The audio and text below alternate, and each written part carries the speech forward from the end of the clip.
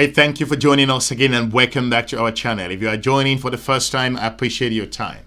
Smash the like button if you feel or if you think, if you know that colonialism has consequences. It is important to know that the structure of the colonial masters in the continent of Africa shaped the continent to an extent. I know a number of you will say, we're talking about colonialism, it's past, it's gone. Not at all. It has huge implications and the consequences can propel, can slam, can reduce a country's potential. We've seen that in the Sahel nations. Look at Guinea, Burkina Faso and Mali, and a number of countries in Central Africa adopting a particular model. That's the reason why the countries across the region are beginning to pick up themselves and realizing that colonialism have impact and the involvement of foreign troops in their regions have an implication with regards to their own security, and to an extent, some of those partners that they believe can support them and remove them from the current challenges that they are facing cannot meet the task. It is important to see what's happening in Niger, Burkina Faso, Mali, Senegal, including Chad, and the darling of all, Ivory Coast. It is important to know that that's why the current president of the country of Guinea came out clear and said a system that does not represent the entire country is not going to be working. It will not work. And this is a particular colonial system that was integrated and also installed and prepared in those countries, allowing them to exclude a number of people. This particular system does not work. It's our duty to save the country and bring the Ghanaian people together.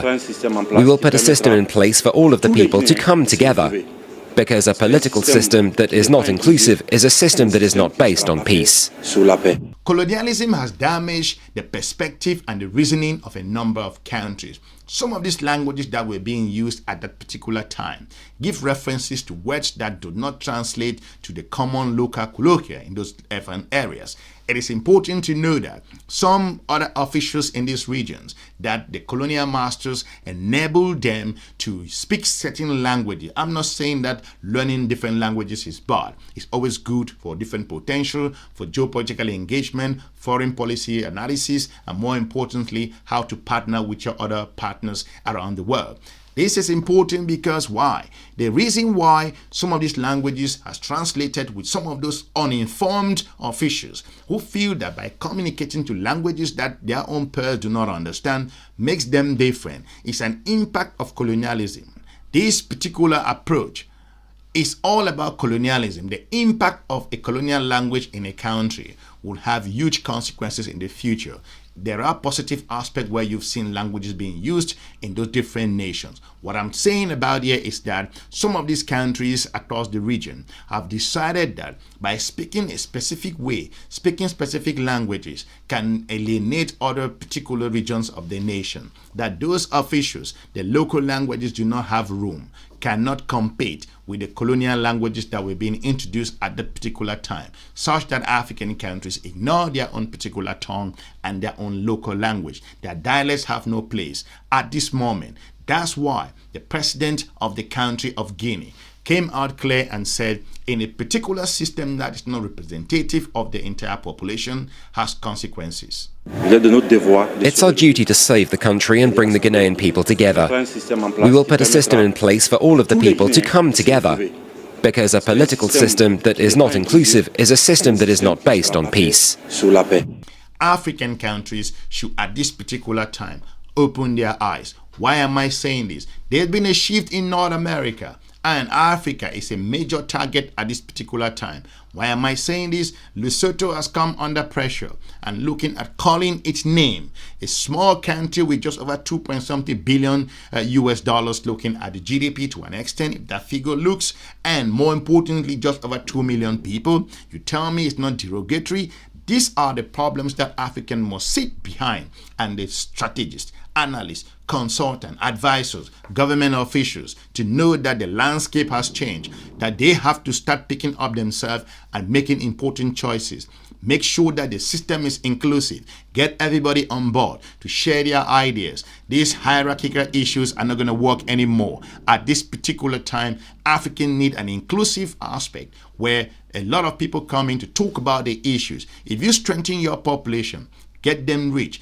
Think positively, engaging. It reduces the stress from the national government. This aspect that everybody going to be answerable to the national government, that you cannot have local authorities from the federal system. Most countries in Europe and across the advanced world do federal system where local councils, local provinces do their thing, work very closely to improve the system. You can't just sit for the national government to do everything for you. That's why the president of the country of Guinea went ahead to say that a system that is built for not an inclusive nature is not going to work. It's our duty to save the country and bring the Ghanaian people together. We will put a system in place for all of the people to come together, because a political system that is not inclusive is a system that is not based on peace. Colonialism has consequences, and African infrastructure is at a dire need. If you look at the way the continent is structured in several areas, there are some countries in the continent of Africa. It's important to know that if you look at this division aspect in terms of infrastructural development and growth, some regions in the continent of Africa, in particular countries, some cities are more developed, advanced than others. But if you look at how these countries are structured, enough minerals coming from those really poor areas. There are numerous examples in the continent of Africa, and this doesn't sit well with how Africa can develop. How can the capital and economic capital be so advanced and developed, and the next city closest to that is so dilapidated that you cannot imagine? What kind of system is that? It's all about colonial structure. Some leaders think that if you improve every life and system and road networks and hospitals in every region across the continent, or for example in particular countries, you are empowering the people and they will challenge you. These are colonial mindset. That's why if you do not share the national cake to everyone in the country, you are triggering resentment, like how the South African president has said that over and over. That's why the president of the country of Guinea saw this particular narrative of that the inclusivity is so important. If a system, irrespective of what you are trying to tackle, does not include everyone, it has consequences. The Guinean president reiterated it. A system that is not inclusive is not going to be survivable. It's our duty to save the country and bring the Ghanaian people together. We will put a system in place for all of the people to come together, because a political system that is not inclusive is a system that is not based on peace. Africa, what are we talking about here? We are at a crossroad. You cannot talk about their survival if you cannot work on your security. Your security should be paramount. Why should the capital be so secure than the next city that is close to where you live? Why should the economic capital be in shambles when the capital is very secure?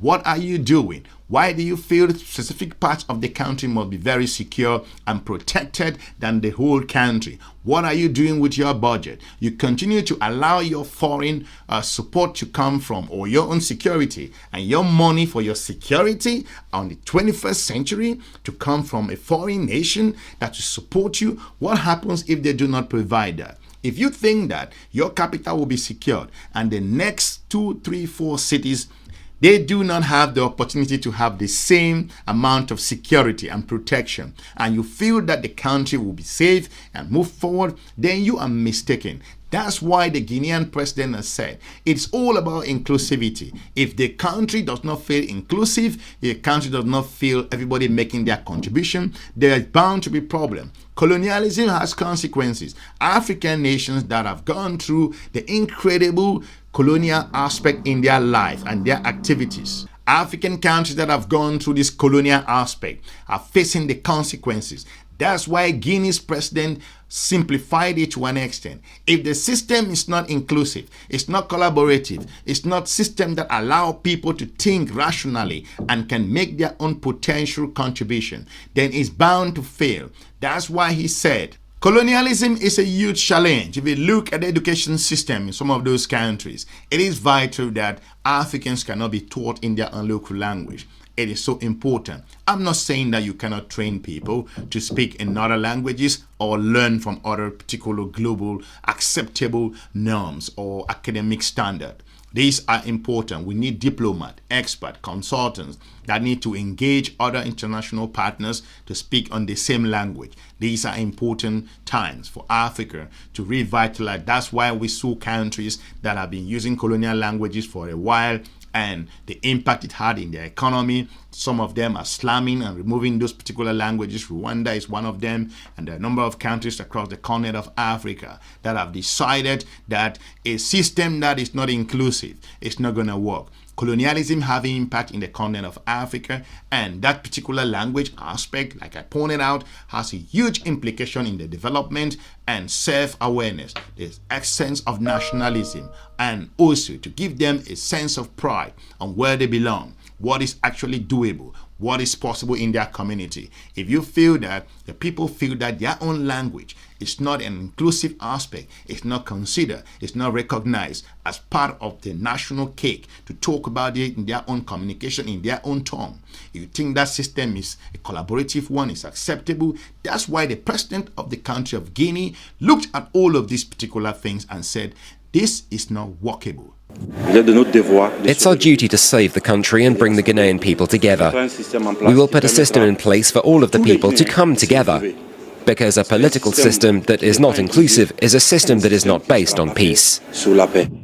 It is important to note that the colonial aspect has made the continent of Africa, to an extent, a number of countries, not all countries, that they do not respect the human rights, the way they approach particular issues, the way they crush down strikes, the way they engage opposition parties. All of these are shameful. These are colonial mentality. This is how African nationalists, those who were fighting for a better life for their people, were crushed. This particular training has been siphoned and been outsourced to the national military and police forces in those different countries. If you look at the brutal aspect in Kenya, in other countries across the continent of Africa, especially in French-speaking nations, it's shameful and disgraceful. These particular countries do not respect the human rights, do not respect the citizenry comments, they don't respect the citizens' own particular freedom of speech. This is shameful, and more importantly, it's an impact of colonialism. Sometimes some countries go to an extent slamming and cutting the internet